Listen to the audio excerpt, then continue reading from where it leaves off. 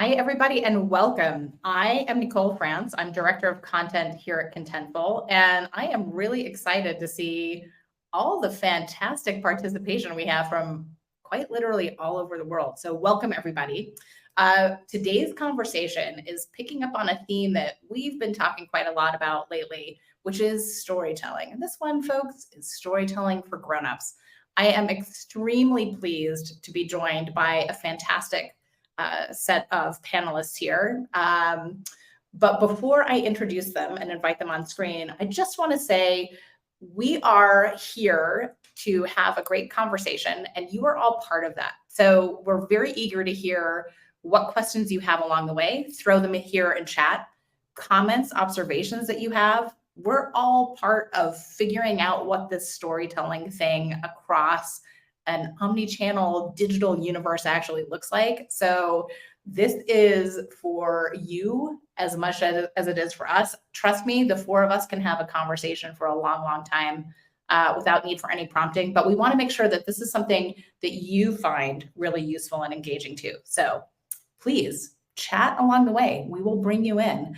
Now, let me get started with my introductions here.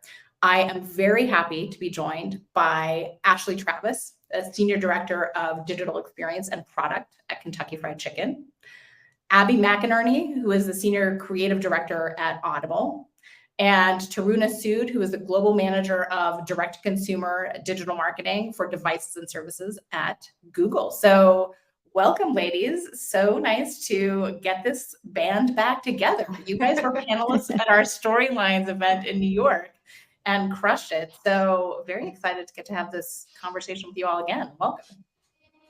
Yeah, it's great to be here. Awesome. Let me start with a few introductions here. What I love about this conversation with all of you is that each of you has responsibility for this idea of storytelling, what it is, but also making it happen across your organizations. But you all have different kinds of roles and slightly different purviews. So I think that's actually a great place to start this conversation. So Abby, I'm going to go to you first. Can you tell us a little bit about your role, how you come at this whole storytelling thing for Audible, and what your objectives are, what you are really focused on trying to deliver for Audible? Sure. So I sit on the brand and international team at Audible, which is somewhat new.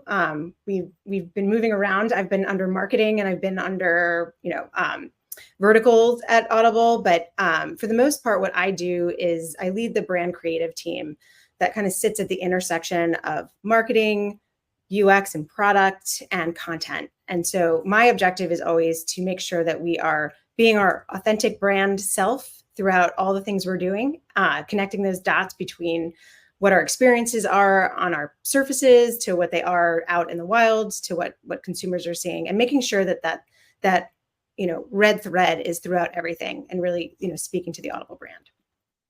Excellent. We will definitely be coming back to that. Taruna, over to you. Tell us a little bit about you and your role at Google and what your mission is. Yeah, absolutely. So I'm on the Google Store team, which a lot of you may or may not know, but we're the first party e-commerce channel that sells all of our devices and services. So if you've seen ads with the NBA Finals a couple months ago with Pixel being front and center, I'm leading up the team that's creating this editorial content that's telling stories about our different devices and services. And we're sort of the authority on how to make them work in your home, or how you can best utilize the camera features that we have.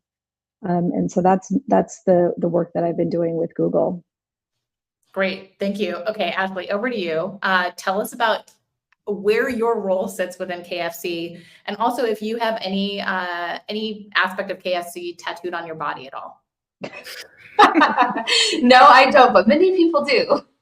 So many people probably don't know that at KFC, we're in 150 countries around the world. So one of the largest QSRs in the world.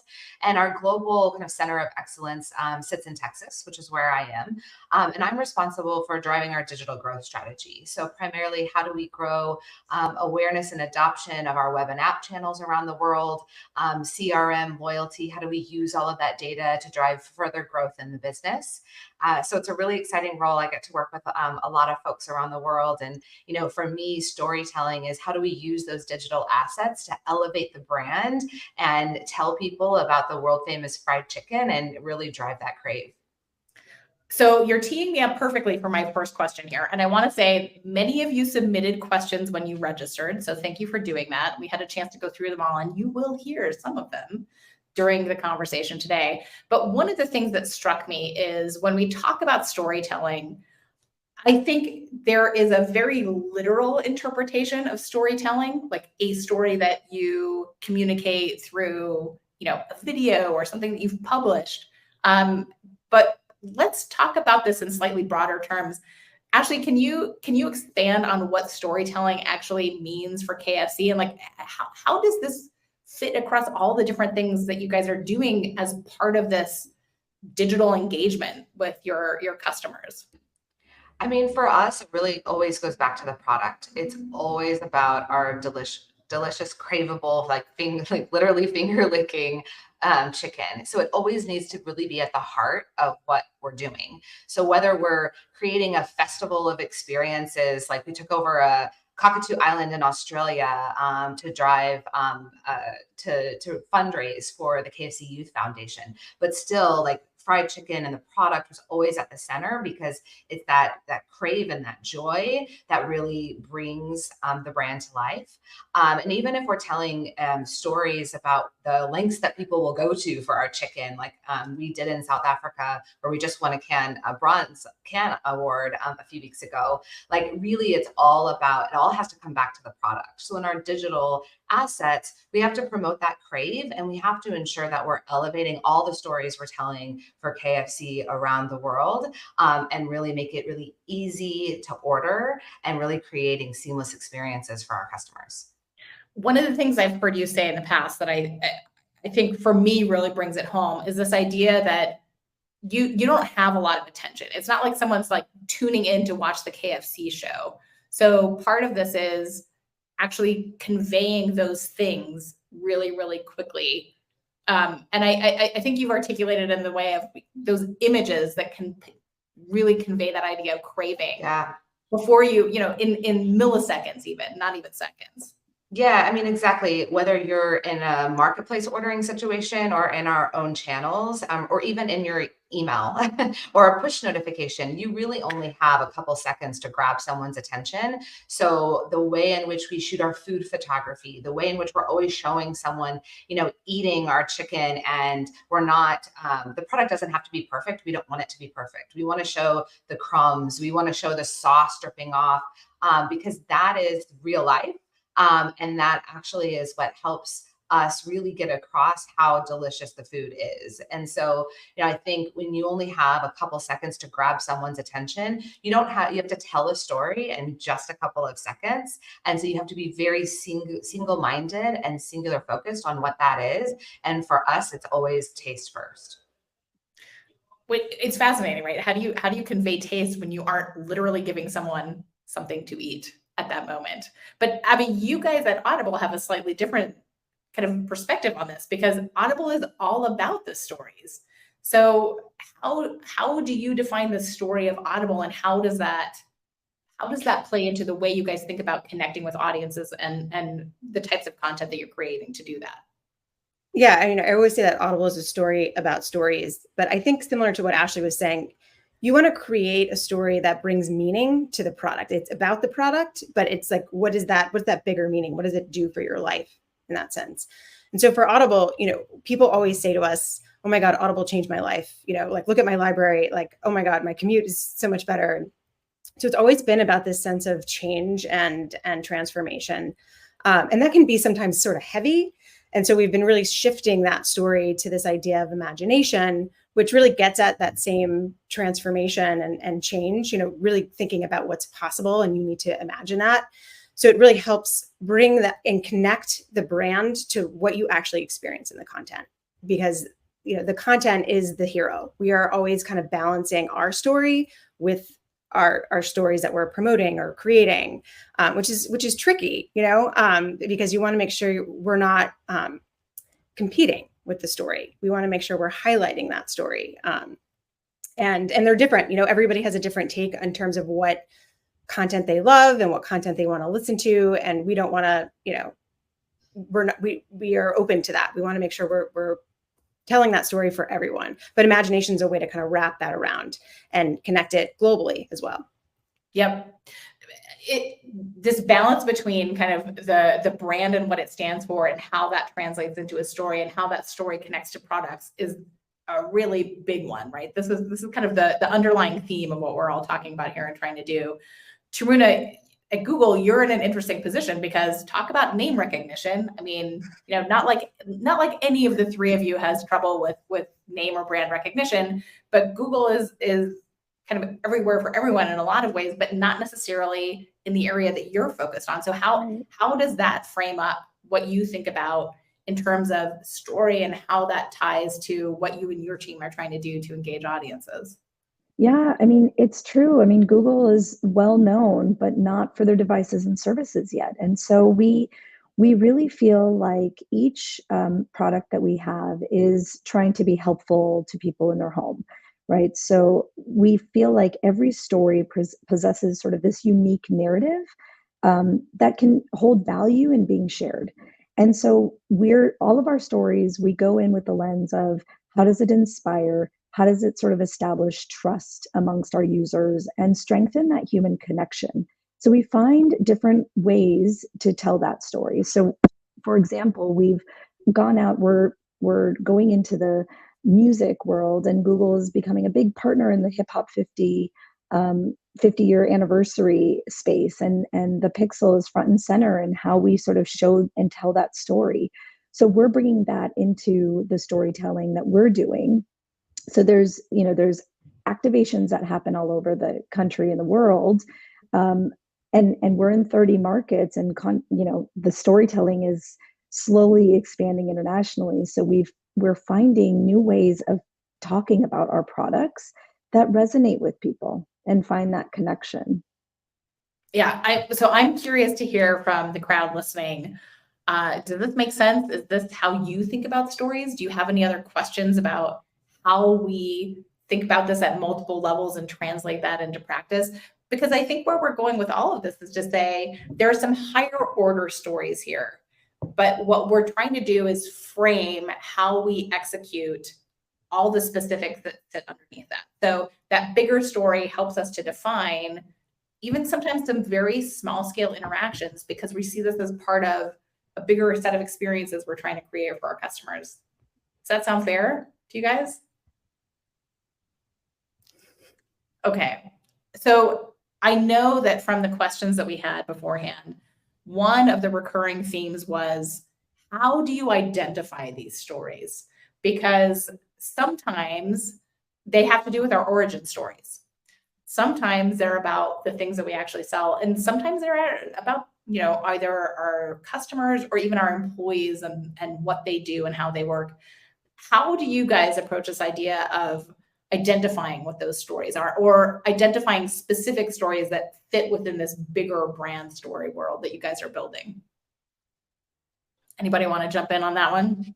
I can jump in. I see a question in the comments about the delineation between storytelling and digital engagement. I mean, I think for us, as a brand, we have to identify a customer challenge or problem to solve.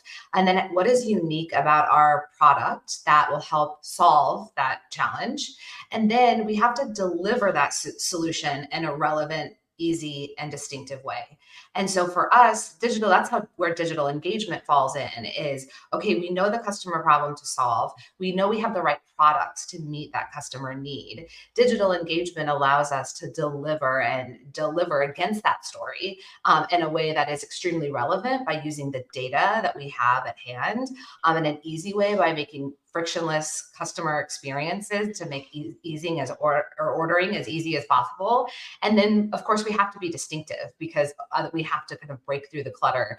And when you get to something like QSR, when you have that moment of crave, you're literally making up your mind in a matter of seconds or minutes of what you're going to order. So being distinctive becomes extremely relevant in our category.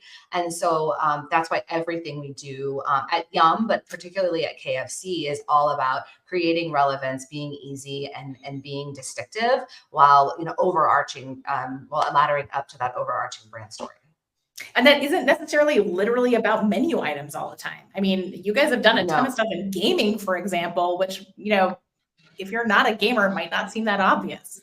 Yeah, I think that's a great example, Nicole. Like we, our Middle East region, they have a phenomenal partnership with PUBG, where they won a Lion Award for their program Shift KFC. And so it was integrating with gamer experiences. And so while gamers were in the game, they had a cheat code of Shift KFC, and that connected to the KFC app, and it ordered their favorite to be delivered to their house right away without ever having to leave the platform. And so that's a great way of saying, hey, we've identified a customer like challenge or problem to solve. We have the right product, and let's, or build the solution and the integration, and then deliver it in a way that meets the customer needs, as opposed to just trying to build digital engagement strategies that meet our business needs. If they're not meeting the customer needs, then the business results won't follow. That is a point we're definitely going to come back to. Sorry, Evan, go ahead. No, I was just going to say, I mean, it's interesting. I think one of the key things there is like, in order to uncover them in your own organization, you have to uncover them outside your organization, so like looking to, kind of a well-known framework is the 4 C's, in terms of when it comes to brand story, looking at your customers, what are they thinking, feeling, doing, what matters to them, looking at your own company, the insights that internally, but also looking to cultural trends, like where things are going, not even just where customers are today, but where things are going. And then competitive, obviously, you want to know all 4 of those things to know where you sit, where you don't have to reinvent the story, where you can kind of use things to help tell your story in a way that will work.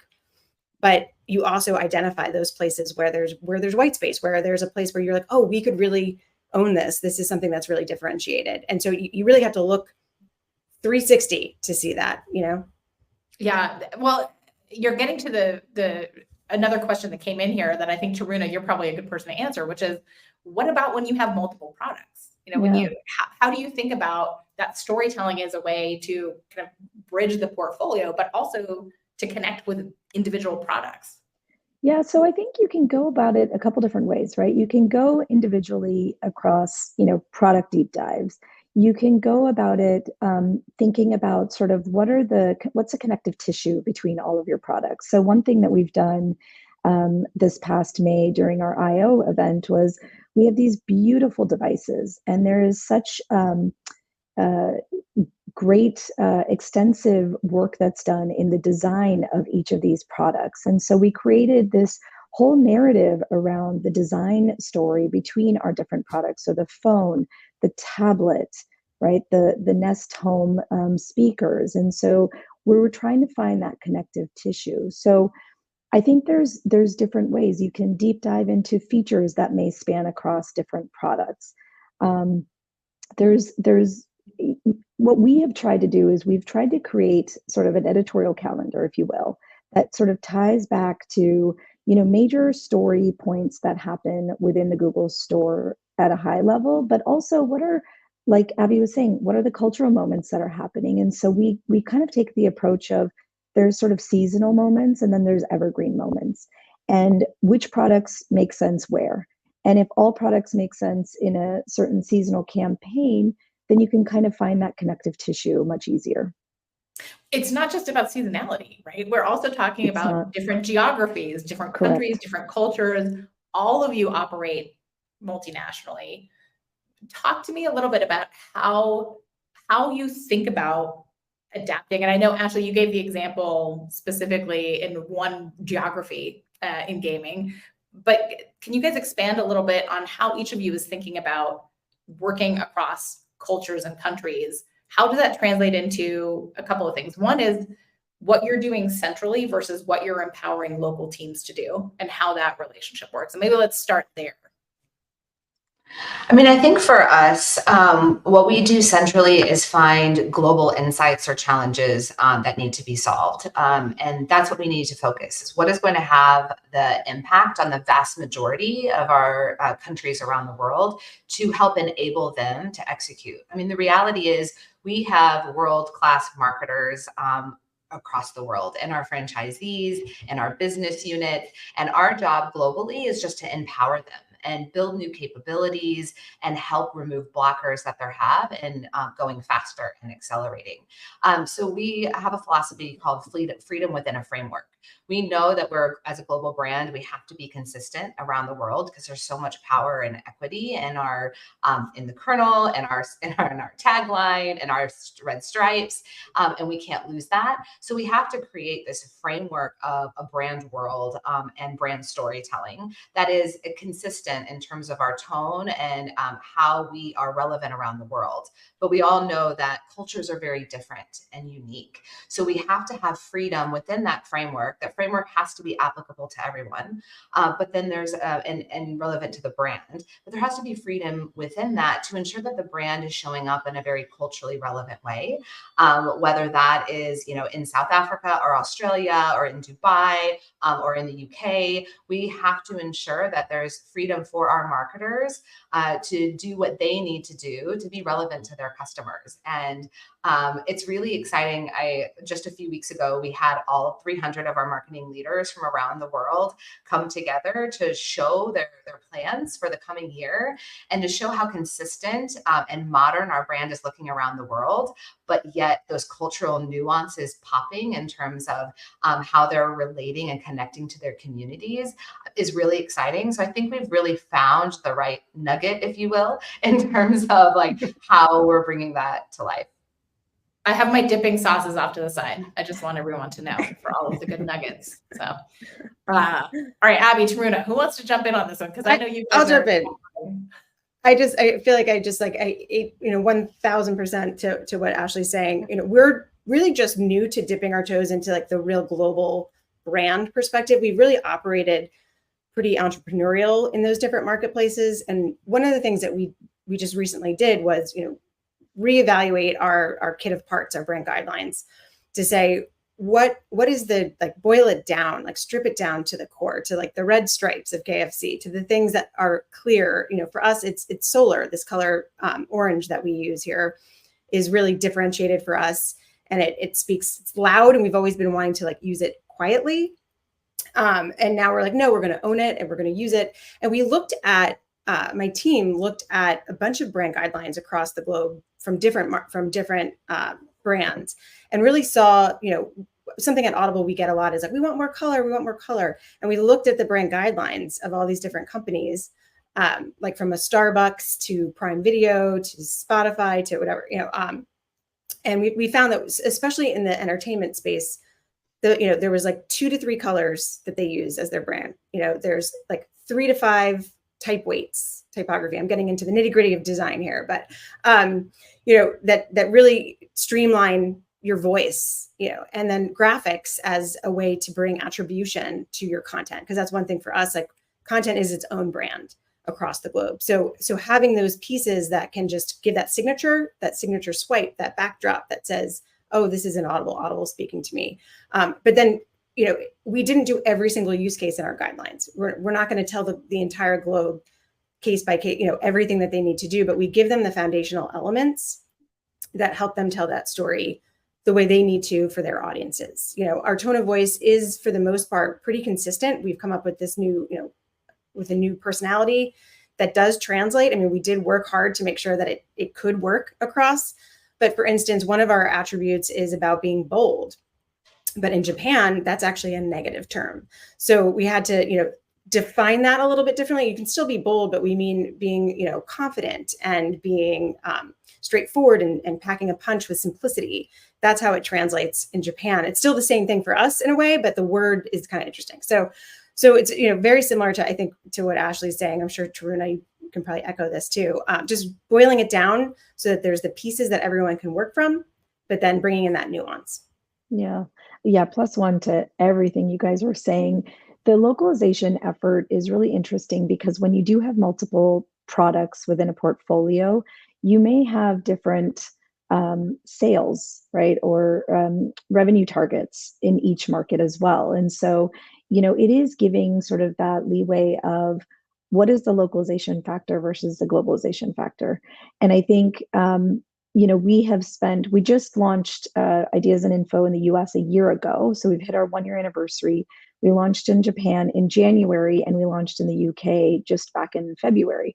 So we're still learning a ton, but we're finding that when you do give them that, brand authority to create custom content that speaks directly to the consumers of that market, it's showing the effectiveness.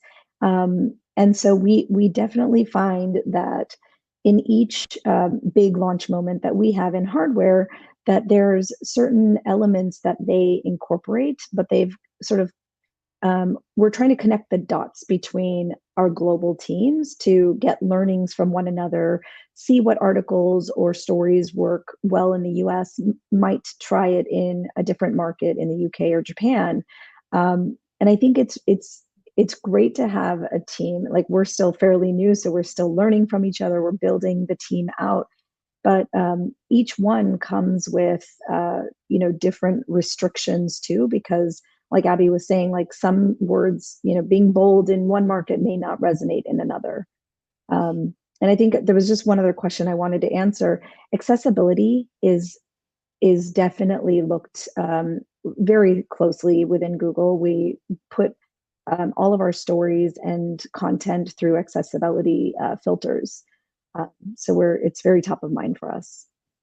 Same. Our whole new visual framework was really built to, if it's used correctly, as I've been training, it does hold for accessibility. And we don't do that just in our digital services, because we keep that design sensibility that is accessible outside as well. So that way it just creates that consistent expression, but is really mindful. Especially at Audible, we have a lot of, it's hugely, we actually, our standards are AAA, which is not actually, it's most extreme as they can be, because we have a lot of people with disabilities that actually, listen, that can't see as well. And there's varying levels. And it's really interesting. Airbnb did a study, 50% of people increased the text size on their phones. So that's a lot of people. I'm not starting just to get to that point as well. Yeah. I am too. I actually was just looking to do that yesterday. No, I agree. And I think that's where it becomes really important to, one, standardize kind of guidelines, especially when you have a brand like us, where we're not producing and executing a lot at the center. We have people in the markets and business units and franchisees that are. So we need to ensure that they're choosing the right partners that have that expertise and have that kind of QA process to ensure that everything is accessible, but also start to think about how we start to innovate against our digital products to increase accessibility. When I was at Starbucks several years ago, when we first launched Order Ahead in the app, one of the surprising, we did not plan for this, but one of the surprising results of Ordering Ahead was all of the feedback we got from the deaf community about how, oh, finally my order's right. Finally, I can go to Starbucks without like stress or pressure and have to write things down and worry about that translation issue with the barista. I can finally order for the first time exactly what I want. And it was just shocking for us, because that was an unintended consequence. But then finding opportunities to lean in and saying, okay, as we're creating apps or as we're going into this new era of technology that is emerging, how can we leverage it to provide accessibility to more and more communities, and gathering those insights to really feed that strategy?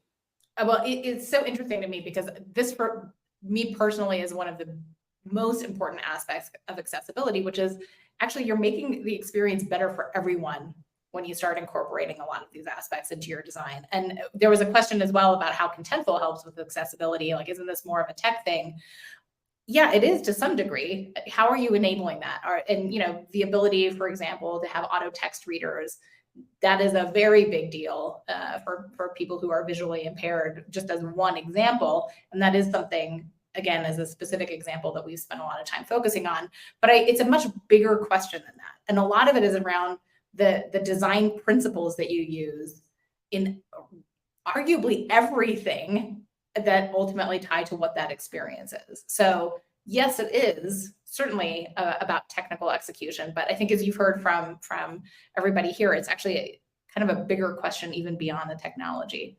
I want to switch gears a little bit here. We've talked a lot about stories as the way that we communicate with our audiences, or the customers that we're trying to reach primarily. But storytelling also has a really important tie to company culture, to those internal stories, and to the way that we're helping to build and reinforce and further develop our own company cultures. So I'd love if you guys could jump in a little bit and talk about some of the internal stories that you have and how that shapes internal communications that I know all of you have some responsibilities or connections to as well, and how even sometimes those external stories might connect, or internal stories might connect to what you do or what you communicate externally as well. I can start. We have something that we call people principles at Audible. And it's funny, when I started there, I was like, oh, it seemed really corporate-y, it's like the 6 things. But to be honest, they really help drive that story, right? They set expectations about what it means to work at Audible and the kind of behaviors they want to see. So things like being customer obsessed, imagining and inventing before they ask, activate caring, which is about like actually caring about your communities, caring about your coworkers. And we end up, we get evaluated on those. And, in order to promote people, you have to show how they're doing those things. And I think what it does is it drives stories around them. So it's like all of a sudden, we have hubs around activate caring and how people across the globe are doing that for their communities. We have what are you listening to now hubs where people can, it's a digital platform that goes to all the offices now too. And it's a big board in our office about what you're listening to. And it just really champions how you do your work. So it's driving that internal culture around being innovative and kind and quick and listening to our customers, listening in general. And then how that drives the work that we do, because we're actually being evaluated by it.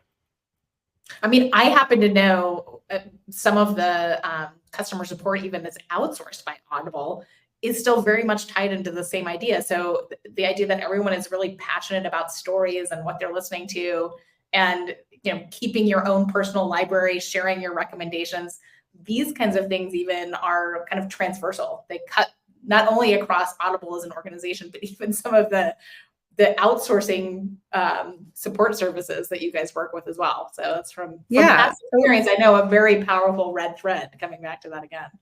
Yeah, and they're actually part of our company. We have global call centers all over the place, all over the globe. But they're trained to be like listening experts. So that way, if you call, you can actually. There's some people. It's nice. People call and they have like book clubs with their customer service to talk about stuff. And then that happens internally too, especially with our editors who are like a wealth of knowledge. Karina. Yeah, and I can jump in. I think, with Google products, all products are designed with helpfulness in mind. And so I think that's sort of the thread internally that we have when we're telling stories. And that's what we try to bring out in our stories. And, within Google, you have such smart individuals and they have such varying interests and hobbies. And we've often found where we have found stories, and I'll give you an example. There was this product engineer who was very into deep diving photography. And he sort of saw our blog and he saw some of the storytelling we were doing around astrophotography. And he asked if maybe he could share some of his images using the Pixel camera deep dive photography. And we wrote an entire article on him and how he used the camera features. But what we're trying to do is each one of our use cases that we sort of bring to life is intended to show that helpfulness to the individual. Okay, I love that, because it is about our personal experiences in our professional lives coming together and making that connection for our customers as well. And I know, Ashley, that's a big deal for you guys at KFC as well. Maybe not one you talk as much about externally. Yeah, we don't talk about it as much externally, but internally quite a bit, because we have a really strong, I would say, responsibility as an organization. We employ tens of thousands and thousands of people around the world in our restaurants, and we have a responsibility to help them live better lives. And so there is so much we do behind the scenes to enable that. And I'll be honest, I think in the past we haven't been as strong as telling that story internally.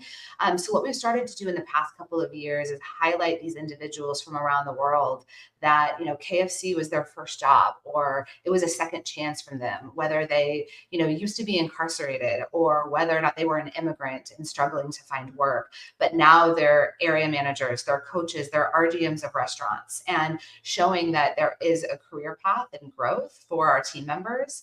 But then also on a day-to-day basis, telling stories that highlight how brilliant and fun it is to work at KFC for our team members.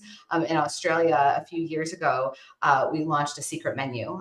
So if you scroll down in the app and hold for 11 seconds, it reveals a new menu. And that menu is constantly curated by our team members. They're the ones that do these menu hacks and submit them to be featured in the secret menu. So to see their item featured for the customers to order, it brings that sense of pride and innovation, and they feel like they're contributing to the overall business, not just doing a job. And so I think that's what we're continuing to strive for at KFC, is how do we ensure that it's not just a fun and great place to work day to day, but we're finding opportunities to institute programs, to bring in partnerships that help uplift and grow the careers and lives of our team members in the stores. I love the secret menu just in general. I'm a fan of secret menus, partly because it's, as you're talking about, it's a way of connecting that employee community with the customer community. And I'm going to use that as a jumping off point to talk a little bit about how do we think about these customer communities? Where are they? Do we go to them? Do we try to bring them to us? The thing about the secret menu that is so fun is that as a customer, it really feels like you're an insider when you know what's on a secret menu. And that participation, I think, is such a critical part of engaging with customer communities, making them feel like they're brought in really meaningful ways, and actually helping to build something collectively. So again, I'll throw that one out there for whoever wants to jump in on it first. Yeah, I mean, I'll just tackle onto it because in relation to secret menu, because we actually didn't advertise secret menu. We put no marketing, paid media dollars, social, anything behind it. We waited for a customer to just discover it one day. And, sometimes it can be stressful as a marketer. You have this great idea and you do all of this work producing something, and then you're like, we're not allowed to talk about it. But once a customer discovered it, then it just spread like wildfire. And from, of course it had great business results from app downloads and people wanting to come in and discover it. But it was that sense of, excitement and energy that drew people to the brand. So I think when I think about how do we bring new audiences in, it's first we have to have the relevant products that appeal to them. And the US has been doing an amazing job this year, launching wraps earlier in the year. Our original recipe nuggets launched this year. The new box with all of the sauces, Nicole, I know that you love that one. And then just recently, the barbecue bacon chicken sandwich, which I've had, and it's amazing. So we have to have the right and relevant products that are going to bring in new audiences, but then you also need to have access. So, and that's, my responsibility is ensuring that you do meet customers where they are and allow them to access KFC when, where, and how they want to, not how you want them to as business. Yeah, I think there's something really interesting here about like the dots that you throw up and that you leave for your audiences to connect, right? And like any storyteller in any kind of context is going to tell you that part of this is you have to leave something for your audience to connect for themselves, right? Yeah, it's no, I was just going to say, it's funny this, when Ashley brought that up, it makes me think of the fact that sometimes you have, I mean, especially with stories, right? Like everybody, they have built-in fan base, right? Like, so they love to talk about the content they love and things like that. But sometimes it's interesting where your fans pop up for Audible. So for instance, Weezer wrote a song called Grapes of Wrath. I think it was like last year, or the year before. And it's like basically an ode to Audible. It has like, we didn't pay for it. We didn't do a brand partnership with them. They just did it. And so then from there, we just, you know, jumped in and created a landing page, and we like did some features on them, and, you know, did like a playlist on what they love, and what they like to listen to. And then it was funny. So like our social, like they posted something and then we posted something and then they posted it. It was like becoming this meta post of Audible and Weezer.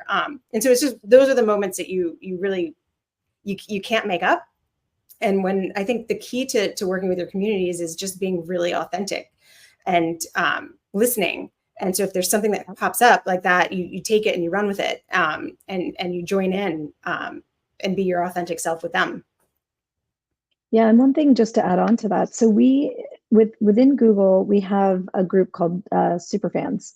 And so up until now, it's been an exclusive sort of Facebook group that has, you know, partnered together on giving them exclusive access to wallpapers or winning tickets to attend an IO developer conference, et cetera. And so one of the things that we're now taking and learning is, as we've been talking to these super fans, is how can we integrate their stories? What are they looking for in terms of learning from our products and devices? And so we're actually building out a full experience for them, sneak peek, that's going to be launching very soon on our platform. And so it's really exciting to be able to have that, just a space for them to engage and learn about the latest and greatest. Again, we want to listen to them because they are our loyalists, and we love to hear what they have to say. And so to Abby's point of like being super authentic, all of the content that we're creating has to be that. Yeah, because that's how it's going to resonate. And it's the fun part, right? I mean, Yes. No matter what digital channels or what digital tools we're using, ultimately it is about that person to person connection, that human connection, that is really what makes this stuff sing. I mean, that's also, I don't know about you guys, that's the fun part for me. That's what I get out of bed to do when I show up to work, which might be down the hall at my desk every day. So yeah, I love it.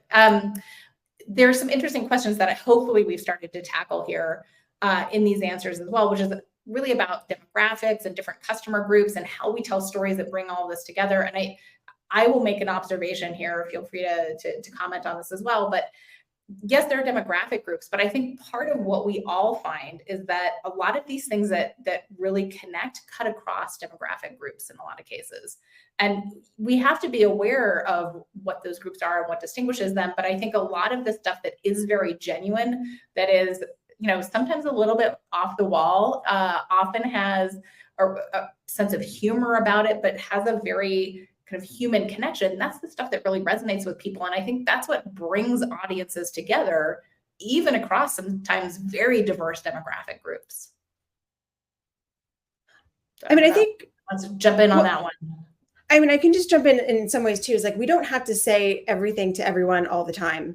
Does that make, you know, like I think cognitive load is a real big thing and something we think about a lot when it comes to our communication. You know, we want to make sure that it's not too much information, you know, to the wrong people. So, so it's okay to sometimes tell a piece of your story. You know, it's why it's important to have that North Star, that vision, what's the main idea, but then extrapolates into many different multifaceted ways. So I think just in terms of that, you know, sometimes we speak really specifically to certain communities. You know, we have a Hear My Story kind of initiative at Audible that is about like body positivity or wellness or Black creators or Black writers and, you know, things like that, or having that sort of community. or different heritages and just in general, like all of that information. So I think it's okay to speak directly sometimes and to have that story as long as you have that North Star. Yeah. And I think if you're doing it in a way that's smart and breakthrough creatively, it will have a halo effect and appeal to other demographics. I think one great example of that is to bring our Australia team, because they're just brilliant marketers. Again, last year they launched the left-handed menu. So there's 11% of the Australia population is left-handed. 11 herbs and spices. You get the theme of 11 here. And so to celebrate the 11%, for 11 days, they released in the app at 1 p.m. a $1 item, but only 11,000 were available. All to celebrate, the 11% of Aussies that are left-handed.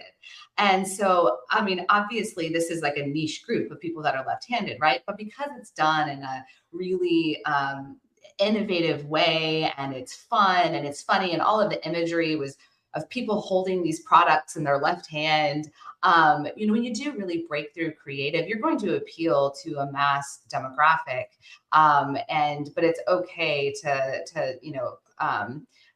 be, you don't have to be stale, I guess, or you don't have to be too safe and you're creative to have this halo effect to appeal to a mass audience. Okay, now this is actually a really big point, and this is getting to one of my favorite questions that was submitted in advance. So you mentioned being safe and not having to be too safe, Ashley. But having said that, the stakes are pretty high, right? You are all very prominent, well-recognized international brands. How do you avoid missteps? I mean, how do you anticipate or mitigate, if the case arises, things that go wrong, things that don't culturally mesh in certain places, or where things are not well received? Is this something that you guys are actively thinking about? Have you had to tackle this in any way? And do you have any advice for how our brethren should think about this to have that creative freedom to not play it too safe and yet not end up in a sticky situation that might not be barbecue sauce? Yeah, actually, I have a very recent example. I'm not sure if any of you have seen it, but there was a campaign that we just launched called Best Phones Forever. And it sort of highlighted and showed you, if you haven't seen it, please go check it out on YouTube, because it's quite cheeky. So you've got a Pixel and you've got an iPhone, and they're best friends. And we sort of take this approach of showing how the two can work together and the different features of each device. It was a little bold for us. We haven't done a campaign like this in a long time, and we were quite apprehensive on how this is going to resonate with users, right? It was definitely not taking any digs at Apple, because they're a wonderful company and they've done great, have great products. But we had to take a chance, right? We had to put this out there, because I think part of storytelling has to get a little messy. You have to sort of take these chances, get a little innovative, have backup plans, right? We had definitely some risk mitigations if it wasn't resonating well. But I think overall it was a friendly banter back and forth between the two devices. And I think it went over really, really well with our consumer. And so I think we're going to start to see more of this. And I think that's how you stand out from the crowd and from other competitors. Yeah, we had a similar campaign that we launched earlier this year, and it made the Cannes shortlist in Canada. I know there's some Canadians in the comments, called "Fixed It," where McDonald's had billboards of their chicken sandwich, and then we had a billboard next to it where we added a second piece of a bigger and second piece of chicken with the Colonel kind of, and he's like, "Fixed it." And it was really bold, right? It was really bold for for us as a brand, but you have to know your position in the marketplace and where that line of risks are. And, Yeah. you know, for us in that particular market, we're a competitive brand. And, you know, we have a smaller footprint than a lot of other brands in the marketplace. And so, you know, it's worth the risk to be a little bit more bold. And so you just kind of, you have to be grounded in who you are as a brand and not leave your tone and who you are like and what you stand for as a brand.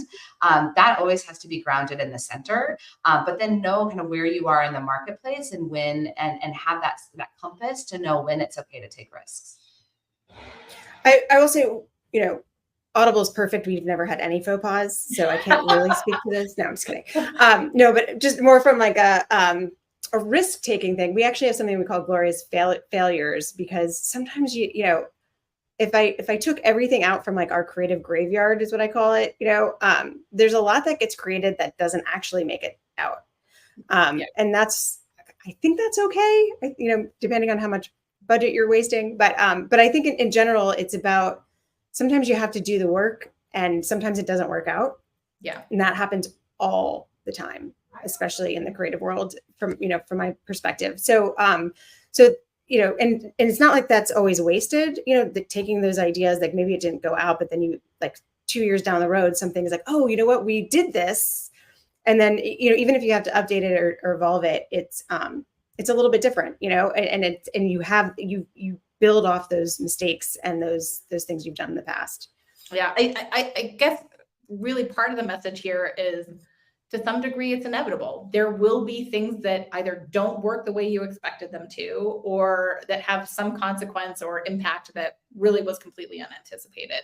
And, you know, it's true. There are some things that are bigger risks than others. I mean, and I'm thinking about a LinkedIn conversation I had with a professional friend of mine about the Bud Light campaign, not to go down that rabbit hole, but it is tricky. And it is tricky in some cases where you're really trying to push the envelope.